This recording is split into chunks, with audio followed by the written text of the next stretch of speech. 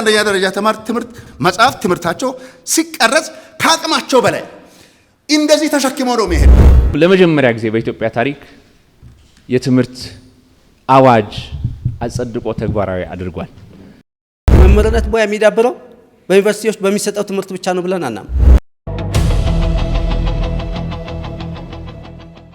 በርካታ ዩኒቨርሲቲዎችና ኮሌጆች አሉ ውጤታማ ስራ እየሰራዩ ያሉት በዚህ በመንግስታችን እናበረታታለን፣ እናደፋፍራለን።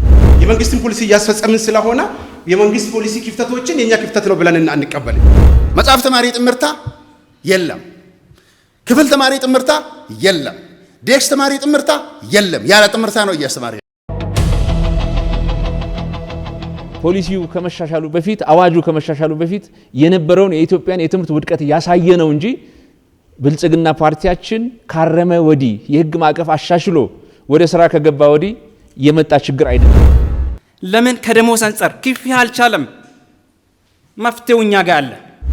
በየትኛውም መንግስት በአንድ አመት ውስጥ ሁለቴ የደሞዝ ማሻሻያ የተደረገበት ጊዜ የለም።